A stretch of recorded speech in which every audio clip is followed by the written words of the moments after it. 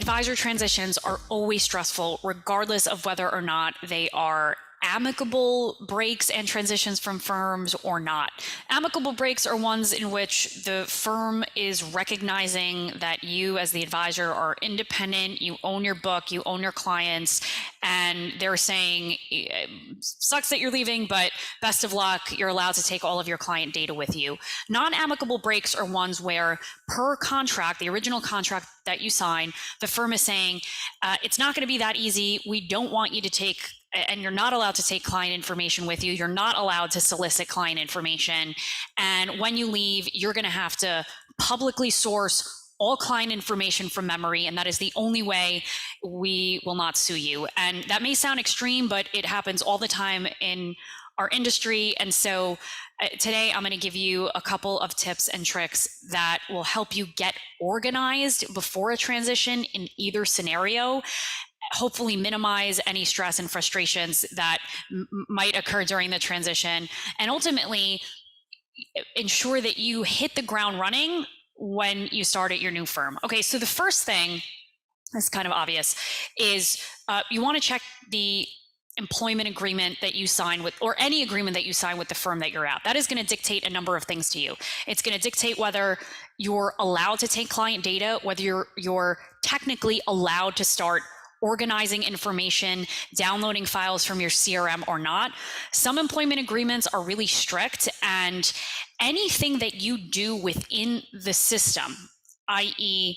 downloading copies of your clients' financial plans or exporting information from your CRM, that could trigger compliance at your firm to start looking deeper at what you're doing, and ultimately could set them up for a possible lawsuit once you resign, if they can prove that you broke your agreement and you were taking client information and prepping for the transition long before you let them know. So it's really important that you check your employment agreement and have an attorney look at it.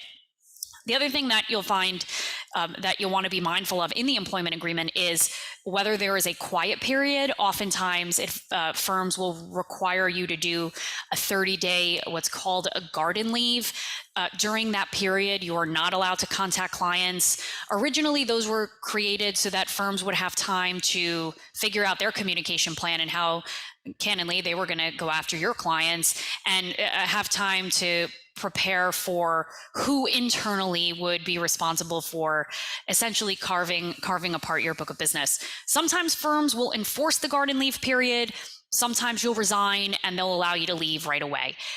There is no definitive answer, and I tell advisors, when you're working with your attorney, be prepared for the best and worst case scenario. Best case scenario, you resign, you can take your information, you could start calling clients. Worst case scenario, you resign, they make you do a 30-day quiet period, you're not allowed to call clients, but they start reaching out to people. Okay, both scenarios can happen. Hope for the best, prepare for the worst.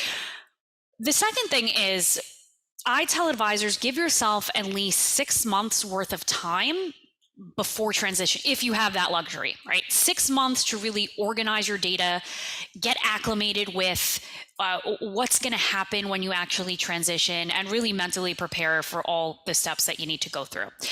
So during that 6 months, what are you doing? The first thing you're doing is you're getting familiar with the way in which data is actually going to transfer. Theoretically, you want to start at your new firm, open up your CRM, and be able to have a full view of all of the client information the same way you had at your prior firm. So the one thing I recommend is, and advisors, it depends on if you're starting your own firm or joining a firm, but get familiar with the tech stack and the tech providers and start asking questions about how the data is actually going to transfer over. In some cases, like with the CRM, it's a simple export of your current CRM and an import usually on the day of resignation. With your financial planning software, it's a toss-up. Sometimes the data cannot translate over to the new financial planning software that's being used. Sometimes you can go from e-money to e-money and the data still won't transfer completely. But oftentimes financial planning tool firms, the financial planning tech firms have resources internally that will actually help you manually input data. So they'll take PDF copies that you provide to them and manually upload and recreate all of your financial plans. And so you'll want to make sure you have sort of your checklist around how is all this data going to go over and on what day is it going to happen. The third thing you want to do, so looking at your employment agreements, getting familiar with the tech stack, and understanding how data is going to transition. The third thing you're doing is you're getting your spreadsheets together. During a transition, you're going to be working off of two major spreadsheets. If you can combine them into one, that's even better. The one spreadsheet includes all of the demographic and psychographic information about a client. So it's what's in your CRM. It's your client's name, their birth date, their family members' names, their address. I would also include their, risk tolerance score, their asset allocation, the fee that they charge, any specific psychographic tags that you have for them. So they're a retiree or they're a, millennial entrepreneur. So anything that from a marketing standpoint that you have about them in the CRM, all of that is going to be in one spreadsheet. I'll asterisk what I'm about to say. This is the most important piece of this talk. The easiest and best way to ensure that data comes over in a clean way to your new firm is to make sure that it is clean and complete currently. So in that 6 months of lead time, what you're doing is you're going through every single household and contact in your CRM, and you're updating and double checking all of the information. You're ensuring that everything from the email address is correct. A lot of times I'll see .con or .co instead of .com. You'd be surprised how many times that causes transfer paperwork to NIGO.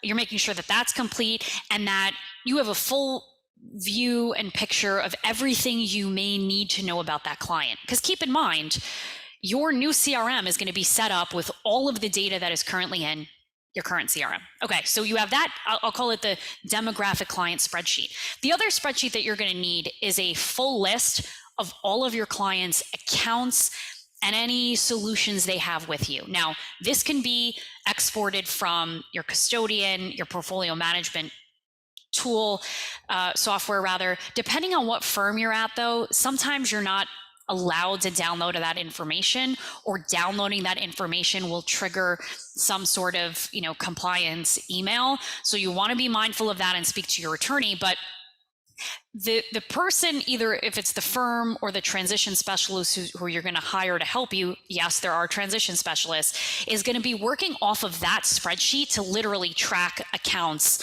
one by one as they come over. So that's your master transition spreadsheet.